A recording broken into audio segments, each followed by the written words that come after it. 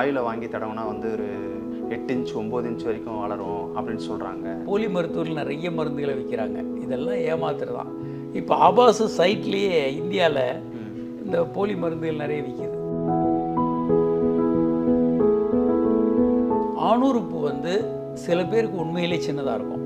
Hormonal குறைபாடு, jeans குறைபாடு, பல காரணங்களால் சின்னதாக இருக்கும். உதாரணத்துக்கு ஆண் ஹார்மோன் ரொம்ப குறைவாக இருக்கக்கூடிய ஆண்கள் 1% 2% பேர் இருப்பாங்க. ஸ்டெம் செல்கள் எடுத்து ஆணுறுப்புக்குள்ளே இன்ஜெக்ட் பண்ணலாம். அதனுடைய பை ப்ராடக்டாக நானோ ஃபேட்டுன்னு மெல்லிய ஃபேட்டு கிடைக்கும், நுண்துகள்கள் ஃபேட். அந்த ஃபேட்டை தோலுக்கடியில் விந்து ஆணுறுப்பில் இன்ஜெக்ட் பண்ணி ஆணுறுப்பை பெருசாக்கலாம்.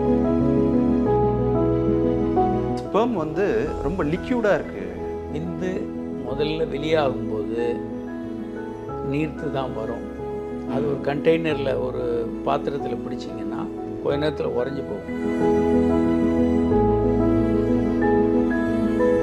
ஃபிட்ஸ் வந்துடுறதுக்கான வாய்ப்புகள் இருக்குது. அந்த மாதிரியான வாய்ப்புகள் இருக்கா டாக்டர்? செக்ஸ் உச்சகட்ட இன்பமும் ஃபிட்ஸ் மாதிரி ஒரு பெரிய அளவு ஒரு அவுட் பர்ஸ்ட் பிரெயினில் வரும். ஒரு உற்சாகமான வெடிப்பு பிரெயினில். பட்டு ஏர்லி எஜாக்குலேஷன்ற மாதிரி ஒரு விஷயம் இருக்கு.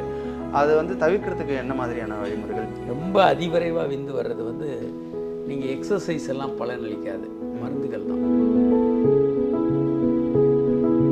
4 வகையான தூண்டுதல் ஒரு பெண்ணுக்கு வேறு எந்த பொசிஷன்லையும் கிடைக்காது. இதில் வந்து பெண்கள் யூஸ்வலாக 2-3 நிமிஷத்தில் கூட உச்சகட்டம் அடைய வாய்ப்பு இருக்குது.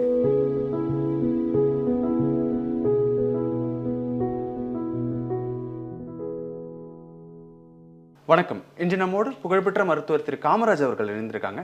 அவங்ககிட்ட நிறைய கேள்விகள் கேட்கலாம். வணக்கம் சார். வணக்கம் டாக்டர். வாரம் நம்ம வந்து நிறைய பாலியல் சம்மந்தப்பட்ட கேள்விகளை கேட்டுட்ருக்கோம். நீங்கள் அது உரிய விளக்கத்தை ரொம்ப சிறப்பாக கொடுத்துட்ருக்கீங்க. நேயர்களும் வந்து ஒரு சில கேள்விகளை கேட்டுட்ருக்காங்க.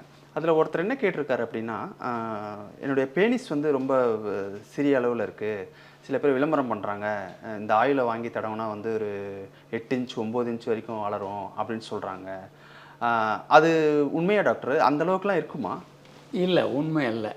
அது என்ன அப்படின்னா, ஆணுறுப்பு சிறியது அப்படின்றத பற்றி நிறைய விஷயங்கள் இருக்குது. ஒன்று வந்து ஆணுறுப்பு வழக்கத்தில் 2 டைப். ஒன்று ஷோவர் டைப், இன்னொன்று குரோவர் டைப். 20% பேருக்கு ஷோவர் டைப் பார்க்குறதுக்கு ஆணுறுப்பு பெருசாக இருக்கும். ஆனால் இன்னும் முழுமையான விரைப்படையும் போது ஒரு 1/3 தான் விரைப்படையும். இது ஷோவர் டைப், பார்க்குறதுக்கு பெருசாக தான் இருக்கும். குரோவர் டைப்புன்றது பெரும்பாலான 80% மக்களுக்கு அப்படி தான் இருக்கும். ரொம்ப ஆணுறுப்பு சுருங்கி சின்னதாக இருக்கும். விரைப்படையும் போது அது போதுமான அளவுக்கு விரைப்படையும். ஏன் இதில் பெரிய வித்தியாசம் இல்லைன்னா, தாம்பத்திய உறவு செய்கிறத தவிர மற்ற நேரங்களில் ஆணுறுப்பு என்பது ஒரு சிறுநீர் போகிற பைப்பு தான்.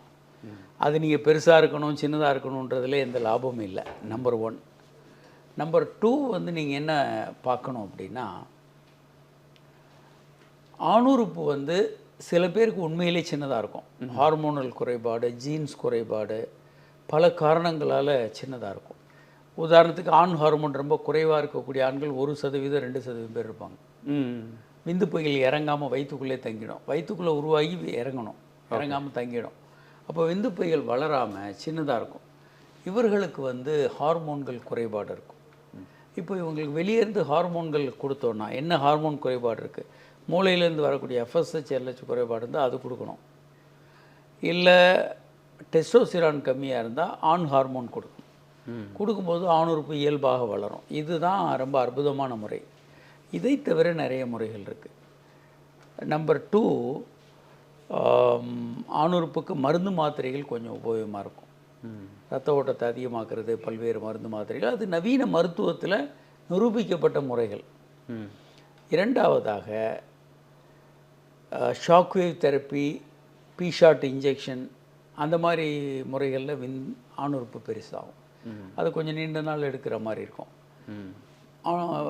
ஷாக்வேவ் தெரப்பி, அது சவுண்ட் வேவ்ஸ் உள்ள அனுப்பி ரத்த நாளங்களை விரிவடைச்சது. அடுத்து வந்து ஸ்டெம் செல் சிகிச்சை இதில் ஒரு பெரிய ஒரு மாற்றத்தை கொண்டு வந்திருக்கு. வயிறில் இருக்க கொழுப்பு எடுத்து அது 2 வகையாக பயன்படுத்தலாம். ஸ்டெம் செல்கள் எடுத்து ஆணுறுப்புக்குள்ளே இன்ஜெக்ட் பண்ணலாம். அதனுடைய பை ப்ராடக்டாக நானோ ஃபேட்டுன்னு மெல்லிய ஃபேட்டு கிடைக்கும், நுண்துகள்கள் ஃபேட். அந்த ஃபேட்டை தோலுக்கடியில் விந்து ஆணுறுப்பில் இன்ஜெக்ட் பண்ணி ஆணுறுப்பை பெருசாக்கலாம். இந்த முறையில் ஆணுறுப்பு பெருசாக்கலாம்.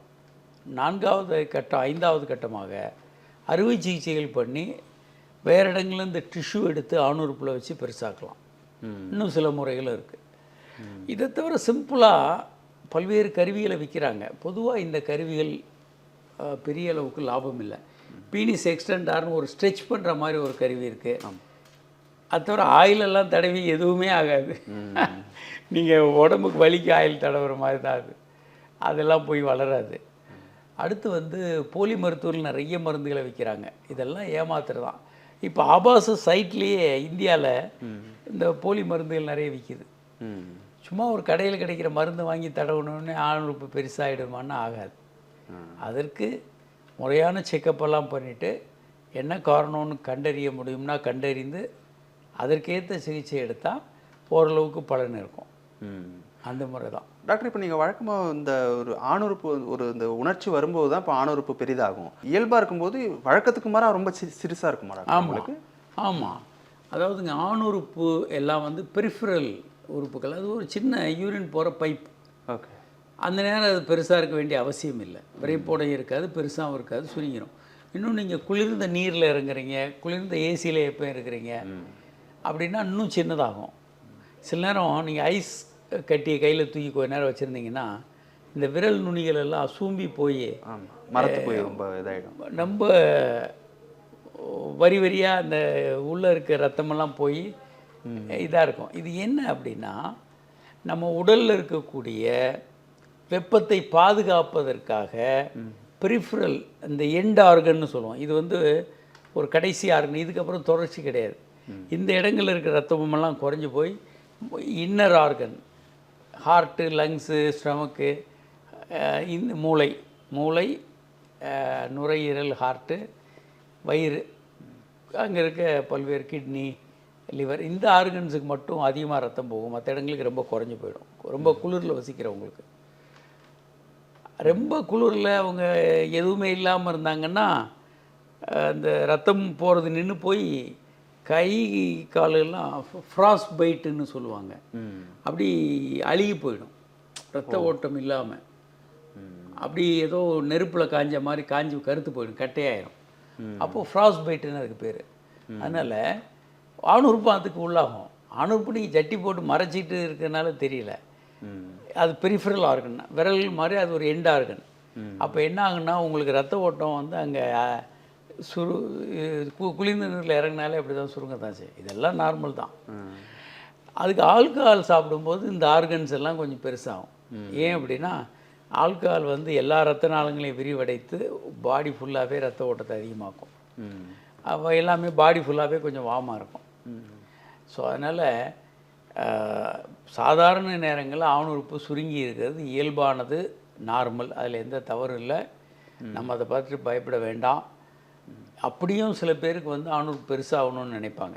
ஏன்னா அது அவர்களுடைய ஆளுமையை குலைப்பதாக இருக்கும். இப்போ ஒரு பெண்ணுக்கு மார்பகங்கள் ரொம்ப சின்னதாக இருக்குன்னா அவங்க அவங்களுக்கு ஒரு ஆளுமை குறைபாடு வரலாம். எனக்கு அசிங்கமாக இருக்கேன் நான் அப்படின்ற உணர்வு இருக்கலாம். என் கணவருக்கு பிடிக்கலை இப்படி இருக்கிறது. இப்படி ஏராளமான குறைபாடுகள் இருக்குது. நான் ஒரு நடிகை, எனக்கு கொஞ்சம் பெரிதாக இருந்தால் நல்லா இருந்திருக்கும் அப்படின்ற மாதிரி உணர்வுகள் இருக்கும்போது சைஸ் ரொம்ப குறைபாடாக இருந்ததுன்னா அவங்களுக்கு ஒரு மனக்குறைபாடு இருக்கும், அவங்க அதை பெருசாக்கலாம். அதே மாதிரி ஆண்களுக்கு ஆணுறுப்பு சைஸ். நாங்கள் தமாஷா சொல்கிறது ஒன்று என்னென்னா, பெண்களுக்கு 2 குறைபாடுகள். ஒன்று மார்பகம் ரொம்ப பெருசாக இருக்குது, இல்லைன்னா மார்பகம் ரொம்ப சின்னதாக இருக்குது. ஆண்களுக்கு ஒரே ஒரு குறைபாடு தான், ஆணுறுப்பு சின்னதாக இருக்குன்னு. எல்லா ஆண்களும் அது சின்னதாக இருக்குதுன்னு நினைக்கிறாங்க. ஆனால் உண்மையில் இதை கருத்தில் கொண்டு நம்ம ஆராய்ச்சிகளை பார்த்தோன்னா கொரில்லா போன்ற மிக பிரம்மாண்டமாக இருக்கக்கூடிய அனிமல்ஸ் எல்லாம் கூட உறுப்புகள் வெளியே தெரியாது. ரொம்ப சின்னது. நீங்கள் பிரம்மாண்டமான கொரில்லா படங்களை காட்டும்போது கூட ஆணுறுப்பு வெளியே தெரியாது. ஏன்னா அந்தளவுக்கு சின்னதாக இருக்கும். ஸோ பாலூட்டி இனங்கள்லேயே பெரிய ஆணுறுப்பு கொண்ட இனம் வந்து மனித இனம்தான். அதனால் நம்ம உறுப்புகளை பற்றி ரொம்ப பெரிய அளவுக்கு கவலைப்பட வேண்டாம். உண்மையிலேயே ஒரு 2% பேர் கம்மியாக இருக்கலாம். அவங்க மருத்துவரை அணுகி சிகிச்சை பெற வேண்டும். டாக்டர், இன்னொருத்தர் வந்து கொஞ்சம் நகைச்சுவையாக இருக்கும். ஒருத்தர் வந்து கமெண்ட் செக்ஷனில் கேட்டிருந்தாரு, ஒரு சிலர் இந்த பான் மூவிஸ்லாம் பார்க்கும்போது ஒரு சிலருக்கு ரொம்ப அளவுக்கு அதிகமாக பெருசாக இருக்குது, அது எப்படி சாத்தியம் அது அப்படின்னு சிலர் கேட்குறாங்க. அது எப்படி டாக்டர் அது அந்த மாதிரி? அதாவதுங்க, நீங்கள் சினிமா படங்களை பார்க்குறீங்க, தமிழ் படங்களை பார்க்குறீங்க, அழகான பெண்களாக இருக்கிறாங்க. ஆனால் நடைமுறையில் நீங்கள் தெருவில் இப்போ நடந்து போகிறீங்க, அப்படிப்பட்ட பெண்களையா பார்க்குறீங்க? அப்போது அதே மாதிரி நம்ம ஹீரோ வந்து ஒரு 20 பேர்லேருந்து 200 பேர் வரைக்கும் அடித்து நொறுக்கிடுவார். அதே மாதிரி அவனுங்க 40 பேர் 50 பேர் துப்பாக்கியில் மெஷின் கன் வச்சுக்கிட்டு அடிப்பானுங்க. இவர் வந்து ஒன்றுமே படாமல் தப்பிச்சிடுவார். இவர் ஒரு ஆர்டினரி பிஸ்டலை வச்சுக்கிட்டு எல்லாரையும் கொண்டுடுவார். இது எல்லாமே வந்துங்க பல உத்திகளை பயன்படுத்தி இதை எடுக்கிறது. ஒன்று வந்து செலக்ட் பண்ணும்போதே ஆணுறுப்பு கொஞ்சம் பெருசாக இருக்கிறவங்கள செலக்ட் பண்ணுறது. ரெண்டாவது பல்வேறு உத்திகள், ஷேவ் பண்ணியிருப்பாங்க, க்ளீன் ஷேவ் இருக்கும். க்ளீன் ஷேவ் பண்ணும்போது ஆணுறுப்பினுடைய சைஸ் கொஞ்சம் பெருசாக இருக்கும். ஒல்லியாக இருக்கிறவங்களுக்கு சைஸ் பெருசாக தெரியும். பலவேறு உத்திகளையும் பயன்படுத்துவாங்க, மருந்துகளையும் அவங்க பயன்படுத்தலாம். விரைப்படை இருக்கிறதுக்கும் விந்து சீக்கிரம் வராமல் இருக்கிறதுக்கும் அவங்க மருந்துகள் பயன்படுத்தலாம்.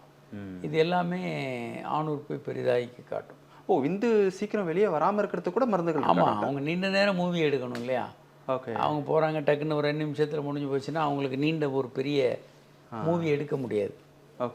அதனால் அவங்க வந்து இது விரைப்படைகிறதுக்கு, விந்து மூந்தாமல் இருக்கிறதுக்கெல்லாம் நிறைய மருந்துகள் எடுத்துக்கிட்டு தான் இது பண்ணுவாங்க. டாக்டர், அப்புறம் வந்து சிலர் என்ன கேட்டிருந்தாங்கன்னா, ஸ்பெர்ம் வந்து ரொம்ப லிக்யூடாக இருக்குது, விந்து நீர்த்து போகிறது அப்படின்னு போலி மருத்துவர்கள் ஒரு 30-40 வருடங்களாக இதை பற்றி பேசிக்கிட்டே இருக்காங்க. விந்து முதல்ல வெளியாகும்போது நீர்த்து தான் வரும். அது ஒரு கண்டெய்னரில் ஒரு பாத்திரத்தில் பிடிச்சிங்கன்னா கொஞ்ச நேரத்தில் உறைஞ்சி போகும். மறுபடியும் கொஞ்ச நேரம் ஒரு 1/2 மணி நேரத்துக்குள்ளே அது நீர்த்து போய் தண்ணி மாதிரி ஆகிடும். அதுலேருந்து அணுக்கள் நீச்சல் அடித்து கர்ப்பப்பைக்குள்ளே போகிறதுக்காக. நீங்கள் எப்போ விந்தை பார்க்குறீங்களோ அதுக்கேற்ற மாதிரி அது திக்காக இருக்கும். ரெண்டாவது, இயல்பாகவே சில நேரங்களில் நீண்ட நாள் செக்ஸே பண்ணலை, ஒரு இராணுவ வீரர் வர்றாரு, இல்லை வெளிநாட்டிலேருந்து கணவர் வர்றாரு, அவருக்கு சுய இன்ப பழக்கம் இல்லை, அவங்களுக்கு விந்து கொஞ்சம் திக்காக இருக்கலாம். இது விந்து அணுக்களை பொறுத்தல்ல, அந்த சுரப்பிகளில் வந்து வர்ற மாற்றங்களை பொறுத்து. நீங்கள் செக்ஸ் படம் பார்த்துட்டு நீங்கள் சுய இன்பம் பண்ணிங்கன்னா நிறைய விந்து வரும். காலையில் தான் வீட்டில் செக்ஸ் பண்ணியிருக்கீங்க, இப்போ திரும்ப சுய இன்பம் பண்ணிங்கன்னா கம்மியாக வரும். ஸோ விந்தினுடைய அளவு, அதனுடைய அடர்த்தி எல்லாமே பல விஷயங்களை பொறுத்தது. அது முக்கியம் இல்லை. ஆனால் முக்கியம் வந்து உள்ளே எவ்வளோ அணுக்கள் இருக்குன்றதை பொறுத்து தான். அதனால் அது நீர்த்து போகுது, கட்டியாக இருக்குன்றதெல்லாம் முக்கியம் இல்லை. ரெண்டாவது முக்கியமான விஷயம் என்னென்னா, விந்து வந்து 40 கிலோமீட்டர் வேகத்தில் வெளியே வந்து விழும். அவ்வளோ வேகமாக வரணும்னா அது வந்து தண்ணி முதல் துளி 40 கிலோமீட்டர் வேகத்தில் வெளியே வரணுது விழும். அவ்வளோ வேகமாக வரணும்னா அது வந்து தண்ணியாக இருந்தால் தான் அப்படி வர முடியும். மூக்கு சளி மாதிரி இருந்ததுன்னா 40 கிலோமீட்டர் வேகத்தில் வந்து வெளியே விழ முடியாது. அதனால் விந்து நீராக தான் இருக்கும். நீங்கள் ரத்தத்தை உதாரணத்துக்கு ரத்தத்துக்குள்ளே எல்லா குணங்களும் விந்துக்கு இருக்கும். ரத்தத்தை பிடிச்சிங்கன்னா தண்ணி மாதிரி பீச்சி அடிக்கும்.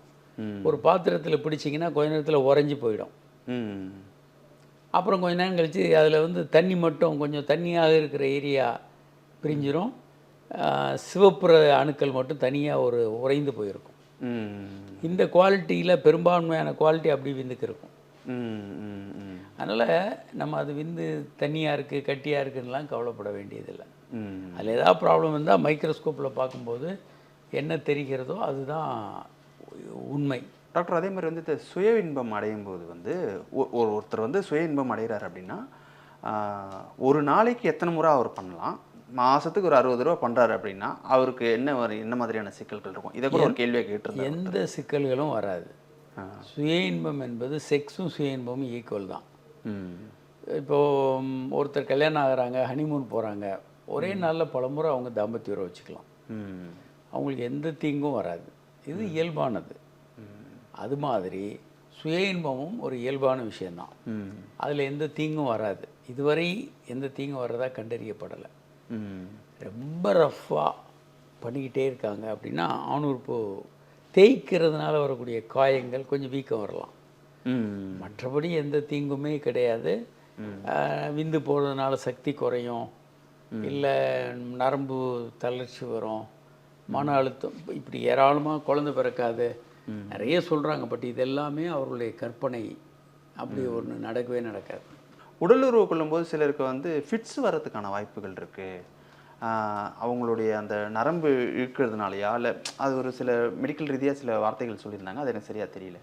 ஃபிட்ஸ் வந்துடுறதுக்கான வாய்ப்புகள் இருக்குது. அந்த மாதிரியான வாய்ப்புகள் இருக்கா டாக்டர்? அந்த மாதிரியான இல்லை, சாதாரண நபர்களுக்கு ஃபிட்ஸ் வராது. சில நேரங்களில் ஃபிட்ஸ் வரக்கூடிய நோயாளிகள் தூங்காட்டி கூட ஃபிட்ஸ் வரும். ரொம்ப நேரம் கண் முழிச்சிருக்காங்க, ரொம்ப ஸ்ட்ரெஸ்ஸில் இருக்காங்க, ரொம்ப மன அழுத்தத்தில் இருந்தால் கூட ஃபிட்ஸ் வரலாம்.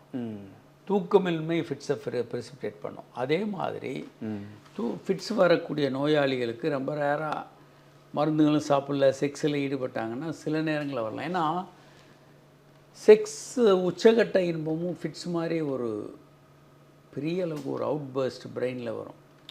ஒரு உற்சாகமான வெடிப்பு பிரெயினில்.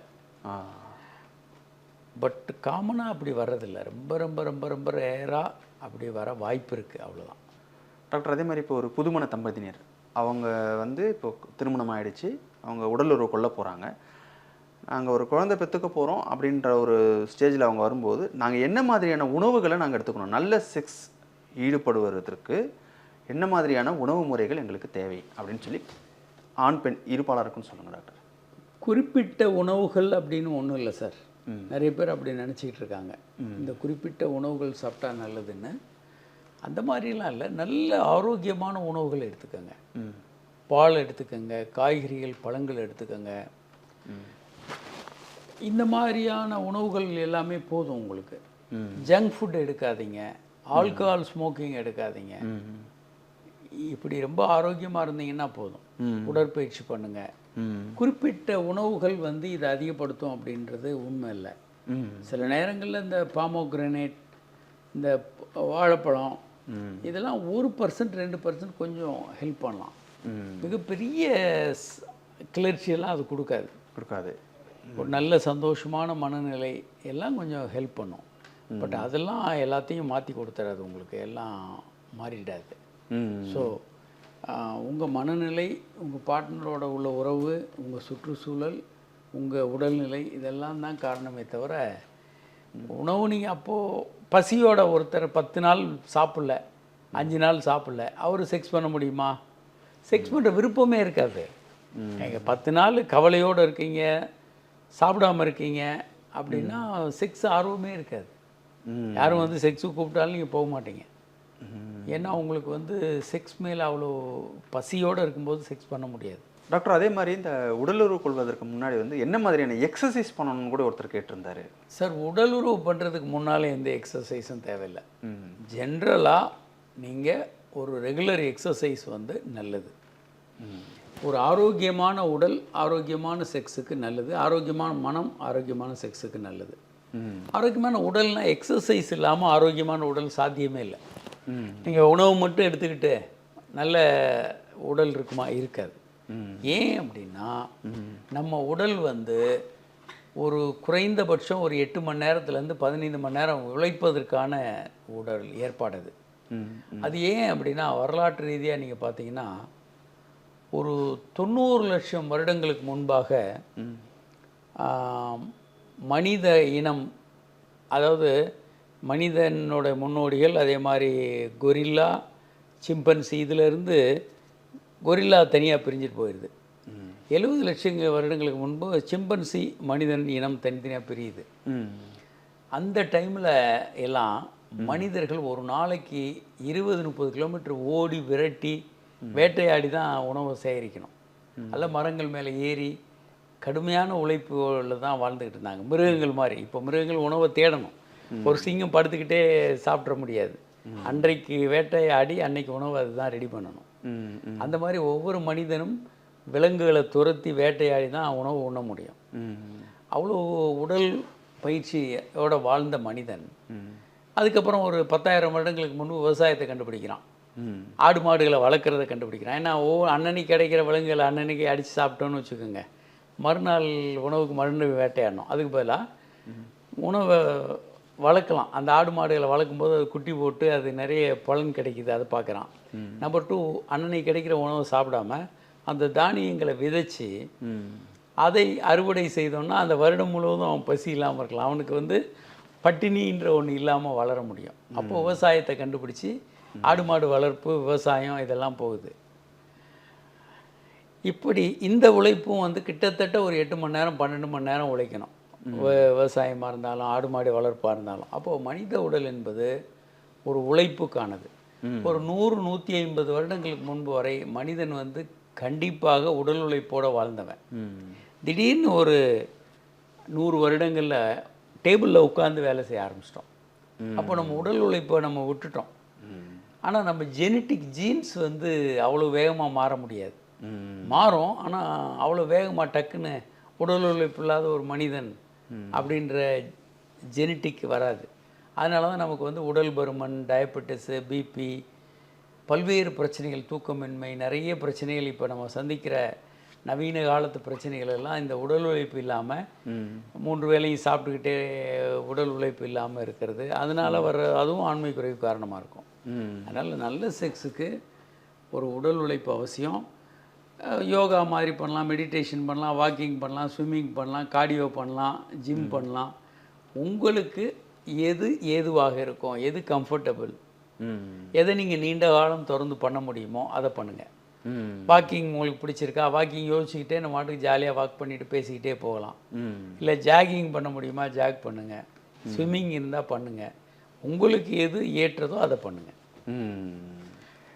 அந்த உடல் வந்து உங்களை ஆரோக்கியமாகவும் இளமையாகவும் வச்சுருக்கும். அது செக்ஸுக்கு ரொம்ப ரொம்ப ரொம்ப முக்கியம். செக்ஸும் ஒரு எக்ஸசைஸ் தான். ஒரு 300-250 கலோரி வரைக்கும் செலவாகும். நீங்கள் ரொம்ப சோம்பேறியாக நடக்கிறதே இல்லாமல் இருந்தால் செக்ஸ் கூட பண்ணுறது சிரமமான ஒரு எக்ஸசைஸ் மாதிரி ஆகிடும். டாக்டர், அதே மாதிரி இப்போ ஒரு பான் மூவிஸ் எடுக்கும்போது வந்து விரைவில் வந்து அவங்களுக்கு வந்துடக்கூடாதுன்றதுனால வந்து அவங்க மெடிசன்ஸ் எடுத்துப்பாங்கன்னு சொன்னீங்க. சிலர் என்ன சொல்கிறாங்கன்னா, நாங்கள் போனோடனே வந்துடுச்சு எங்களுக்கு, ஐ மீன் என்னன்னா ஒரு ஏர்லி எஜாக்குலேஷன்ற மாதிரி ஒரு ஸ்டேஜில் இருக்குது. அதை வந்து தவிர்க்கிறதுக்கு என்ன மாதிரியான வழிமுறைகள், என்ன மாதிரியான சிகிச்சை முறைகள் இருக்குது? சார், விந்து சீக்கிரம் வர்றதுன்றது ஒரு கட்டம். ஒரு 2 நிமிஷத்தில் விந்து வெளியே தராங்க. உலகம் முழுவதும் ஒரு 70% ஆண்கள் வந்து 2 நிமிஷத்தில் விந்து வெளியேற்றிடுறாங்க. உலகம் முழுவதுமே. ஏன்னா இது ஒரு ஜெனட்டிக்காக இது வர்றது. இது இப்போ புதுசாக வர்றதில்ல. மனிதன் வந்து காடுகளில் வசிக்கும்போது, ஒரு 10,000 வருடங்களுக்கு முன்பு காடுகளில் விலங்குகளோடு வசிக்கும்போது இந்த மாதிரி கதவை போட்டுக்கிட்டு, ஏசி போட்டுக்கிட்டு, லைட்டை போட்டுக்கிட்டு செக்ஸ் பண்ண முடியாது. அப்போது அவன் குகைக்குள்ளேயும் பல இடங்களையும் அப்படி செக்ஸ் பண்ணும்போது எதிரிகள் வந்து தாக்கிடலாம், விலங்குகள் தாக்கலாம். அப்போது அவன் வந்து செக்ஸை வந்து குயிக்காக பண்ணி 2 நிமிஷம் பண்ணி விந்து வெளியேற்றி தன்னுடைய சந்ததியினர் வர்றது மாதிரியான குயிக்காக அவனுடைய திருப்தி மட்டும்தான். அப்படி ஒரு ஏற்பாடுகள் தான் இருந்தது. பின்னால் இன்றைக்கி நமக்கு அந்த மாதிரி ஒரு விஷயம் இல்லை. யாரும் நம்மளை தாக்கி கொண்டு போகிறதில்ல. எதிரிகளோ இல்லை விலங்குகளோ தாக்காது. இப்போ நம்ம சேஃபாக இருக்கிறோம். இந்த ஜெனட்டிக் விஷயங்கள் வந்து இன்றைக்கி நமக்கு தொடருது. ஸோ ஒரு பெண் உச்சகட்டம் அடைகிறதுக்கு 14 நிமிடங்கள் ஆகும். இன்ட்ராவெஜைனல் எஜாக்குலேட்டரி லேட்டன்சி டைம் வந்து 14 நிமிடங்கள். அவ்வளோ நேரம் ஒரு ஆணால் செக்ஸ் பண்ண முடியாது.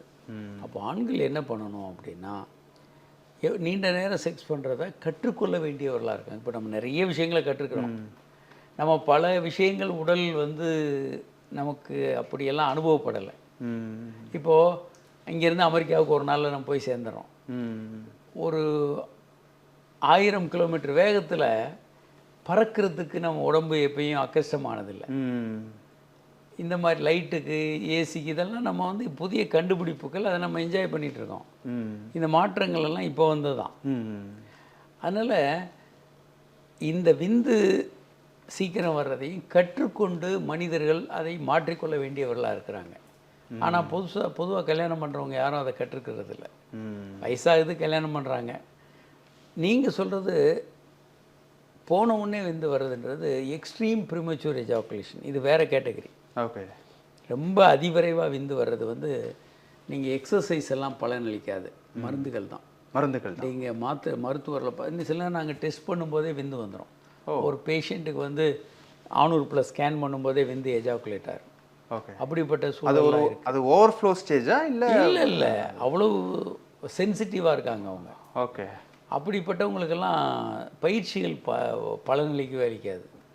அவர்களுக்கு வந்து டெஸ்ட்டு தான்.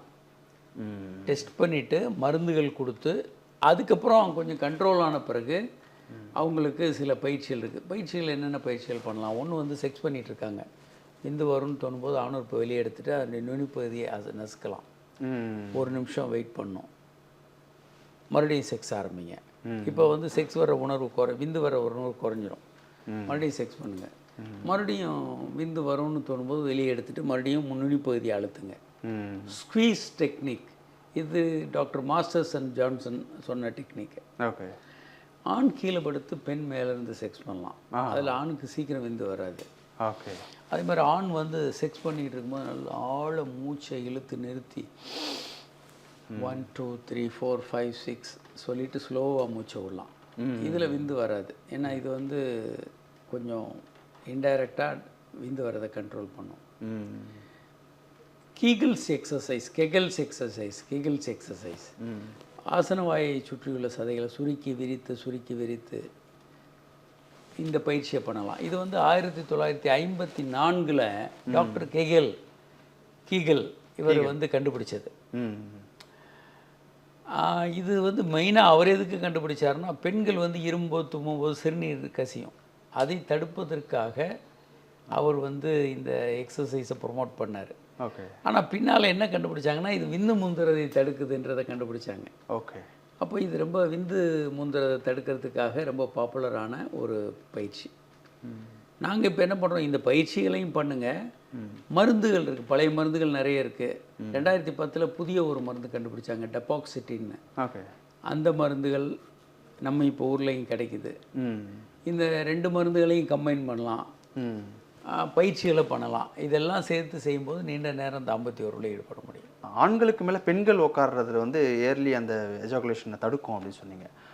அது சார்ந்த என்னோட கேள்வி. இப்போ பெண்கள் அதிகமாக விரும்புகிற பொசிஷன் என்ன மாதிரியான பொசிஷன்? பெண்கள் ரொம்ப விரும்புகிற பொசிஷன் வந்து ஃபீமேல் ஆன் டாப். ஓகே. அதில் வந்து ஒரு 4 விதமான தூண்டல்கள் இருக்கும். வேறு எந்த பொசிஷன் அவங்களுடைய உச்சக்கட்டத்துக்கு. ஆமாம், வேறு எந்த பொசிஷன்லையும் பெண்களுக்கு அவ்வளோ தூண்டுதல் இருக்காது. இது என்னென்னா, ஃபீமேல் ஆன் டாப் பொசிஷனில் ஆணுறுப்பு வந்து பெண்ணுறுப்புக்கு உள்ளே இருக்கும். ஸோ அது ஒரு தூண்டுதல். ஓகே. ரெண்டாவது, அவங்க வந்து ஆண் மேலே கொஞ்சம் மூவ் ஆகும்போது கொஞ்சம் டூ அண்ட் ஃப்ரோ லைட்டாக மூவ் பண்ணாங்கன்னா பெண்ணுடைய கிளைட்டோரஸ் தூண்டப்படும். ஆணுறுப்பில் ஆண் மீது லைட்டாக உரசி அவங்க உச்சகட்டம் அடைய முடியும். நம்பர் 2. நம்பர் 3, ஆண் கீழே படுத்திருக்கார், 2 கைகளும் ஃப்ரீயாக இருக்குது, 2 மார்புகளையும் அவர் தூண்டலாம். ஓகே. ஓகே. இப்போது 2 மார்புகளையும் தூண்ட முடியும். இன்னும் கொஞ்சம் ஆண் தலையை கொஞ்சம் மேலே தூக்குறார், பெண் கொஞ்சம் தலையை கீழே குனிஞ்சாங்க அப்படின்னா ஒரு பாதி நடுவில் வந்து மீட் பண்ண முடியும். அப்போது அவர் வாய் மூலமாக ஒரு நிப்பில் தூண்ட முடியும். ஓகே. இந்த அளவுக்கு ஒரு தூண்டுதல், 4 வகையான தூண்டுதல் ஒரு பெண்ணுக்கு வேறு எந்த பொசிஷன்லையும் கிடைக்காது. இதில் வந்து பெண்கள் யூஸ்வலாக 2-3 நிமிஷத்தில் கூட உச்சகட்டம் அடைய வாய்ப்பு இருக்குது. ஸோ இதில் ஆண்களுக்கு விந்து சீக்கிரம் வராது. ஸோ இந்த முறைகளில் அவங்க எளிமையாக உச்சகட்டம் அடைய முடியும். இந்த மாதிரியான பொசிஷனில் ஆண்களுக்கு விரைவில் விந்து வெளியே வராதனால அவங்க அதிகமான உச்சக்கட்டம் அடைஞ்சிட முடியும் அப்படின்னு சொல்கிறீங்களா டாக்டர்? இல்லை, பெண்களுக்கு வந்து ஒரு 5 விஷயங்கள் இருக்குது, ABCDEFன்னு சொல்லுவோம் நாங்கள். பெண்களுக்கு வந்து ஆண்களுக்கு ஆணுறுப்பு தான் மெயினான செக்ஸ் உறுப்பு. பெண்களுக்கு ஒரு 5 இடம் இருக்குது. ஏ ஸ்பாட் அப்படின்றது பெண்ணுறுப்பு உள்ள இருக்குது. அதை விரல் முழுமையாக உள்ளே விட்டு மேல் பக்கமாக இப்படி தூண்டினோன்னா ஏ ஸ்பாட்டை தூண்ட முடியும். அது கர்ப்பப்பை அது தாண்டி கொஞ்சம் இருக்கும். ஓகே. பெண்ணுறுப்புடைய ஆழமாக இதை நீங்கள் ஏ ஸ்பாட்டை தூண்டுறதன் மூலமாக ஒரு பெண் உச்சகட்டம் அடைய முடியும். பி வந்து பிரஸ்ட்டு. ஓகே. மார்பகங்களை தூண்டுறதன் மூலமாக ஒரு 4% 5% பெண்கள் உச்சகட்டம் அடைய முடியும். சில பெண்கள் குழந்தைக்கு பால் கொடுக்கும்போதே கூட உச்சகட்டம் அடைவாங்க. இது பி. சி வந்து கிளைட்டோரஸ். அதான் பெண்ணுறுப்பு வெஜைனாவுக்கு மேலே ஒரு 3 சென்டிமீட்டருக்கு மேலே கிளைட்டோரஸ் இருக்குது. தோல் மாதிரி இல்லை, ஒரு ஆணுறுப்புக்கு இணையான உறுப்பு. அது ஒரு பேனாவோட நிப்பு மாதிரி இருக்கும். ஓகே. அதை நீங்கள் தூண்டுனீங்கன்னா அந்த பெண் உச்சகட்டம் தெளிவாக அடைவாங்க. இதுதான் எளிமையான முறை. அதை நாக்கு வச்சு விரல் வச்சு தூண்டினீங்கன்னா அந்த பெண் உச்சகட்டம் அடைய முடியும். இது நேரடியாக ஆணுறுப்புக தூண்டுற மாதிரி. ஆணுறுப்பில் இருக்க 8000 நரம்பு முடிச்சுகள் பெண்ணுக்கு அந்த ஒரு சின்ன இடத்துல இருக்குது. அதனால் அது ரொம்ப சென்சிட்டிவாக இருக்கும். அதை நீங்கள் விரல் வச்சு தூண்டினா கூட ரஃப்பாக இருக்கும். நாக்கு வச்சு தூண்டும் போது ஈஸியாக அந்த பெண் உச்சகட்டம் அடைய முடியும். சி. டீன்றது ஜி ஸ்பாட்டு. ஓகே. ஜி ஸ்பாட்டுன்றது பெண்ணுறுப்பில் மேல் பகுதியில் ஒரு 1.5 சென்டிமீட்டரில் இருக்குது. அதை வந்து நீங்கள் தூண்டும்போது அது ஒரு ரூபாய் காயின் அளவுக்கு பெருசாகும். அது உச்சகட்டம் அடைய உதவும். இதெல்லாம் பல இடங்கள் இருக்குது. இந்த மாதிரி தூண்டும்போது பெண்கள் உச்சகட்டம் அடையிறதுக்கு வாய்ப்புகள் இருக்குது. டாக்டர், அதே மாதிரி இப்போ நீங்கள் சொன்னது ஃபோர் ப்ளே வகையில் வரும்னு வச்சுக்கலாம். இப்போ இன்டர் கோர்ஸ் பண்ணும்போது 4 நிமிஷத்துலேருந்து 6 நிமிஷம் இல்லை 7 நிமிஷம் வரைக்கும் பெண் உறுப்புக்குள்ளே ஆண் உறுப்பு வச்சு நம்ம இன்டர் கோர்ஸ் பண்ண முடியும். அதிகபட்சம் எவ்வளோ நேரம் வந்து நம்ம அந்த மாதிரி செய்யலாம் சார்? அரை மணி நேரம் 1 மணி நேரம் பண்ணுறவங்களும் இருக்காங்க. அது ரேர். ஆனால் அது வந்து சில பேருக்கு விந்தே வராது. அவங்க அரை மணி நேரம் 3/4 மணி நேரம் பண்ணுவாங்க, விந்தே வராது, டயர்டாகி நிறுத்திடுவாங்க. எப்படிப்பட்ட பேஷண்ட் 100ல் 1 இல்லை 1000ல் ஒருத்தர் இருப்பாங்க. அவங்களுக்கு விந்து வரலன்னு சொல்லி குழந்தை பிறக்காது சிக்கல்கள்லாம் இருக்குது. அதெல்லாம் சரி பண்ணி கொடுப்போம். ஸோ அதனால் இவ்வளவு நேரம் தான் அப்படின்லாம் இல்லை. ஒவ்வொருத்தரும் தனி கேஸ். ஒவ்வொருத்தருக்கும் வித்தியாசமாக இருக்கும். ஒவ்வொருத்தரும் யூனிக். ஒருத்தர் 2 நிமிஷம், ஒரு 3 நிமிஷம், 4 நிமிஷம், எவ்வளோ நிமிஷங்களில் வேணாலும் ஆகலாம். ஒவ்வொருத்தரும் வித்தியாசமானவர்கள், வித்தியாசமான முறையில் உறவில் ஈடுபடக்கூடியவர்கள். டாக்டர், கடைசி ஒரு கேள்வி. விந்தணுக்கள் அதில் இந்த மார்ஃபாலஜி ஒரு டெஸ்ட் எடுக்கிறாங்க அப்படின்னா எது முக்கியம், எது ரொம்ப இம்பார்ட்டன்ஸாக இருக்கும், அதில் என்னென்ன மாதிரியான டேட்டாஸ் எல்லாம் இருக்கும் டாக்டர்? ஒரு ஸ்பெர்ம்னு ஒன்று எடுத்தோம் அப்படின்னா விந்தணுக்கள் பற்றி உலக சுகாதார நிறுவனம் 1980களிலிருந்து நமக்கு புல்லட்டின் கொடுத்துக்கிட்டே இருக்காங்க. அவங்க தான் இதை தீர்மானிக்கிறாங்க, விந்து எப்படி இருக்கணும். WHO 80ல் ஒரு புல்லட்டின், 85ல் ஒன்று, 93ல் ஒன்று, 99ல் ஒன்று, 2010ல் ஒன்று, 2020ல் ஒன்றெல்லாம் அவங்க புல்லட்டின் கொடுத்துருக்காங்க. 2020 தான் இப்போ ஃபாலோ பண்ணிகிட்ருக்க முறை.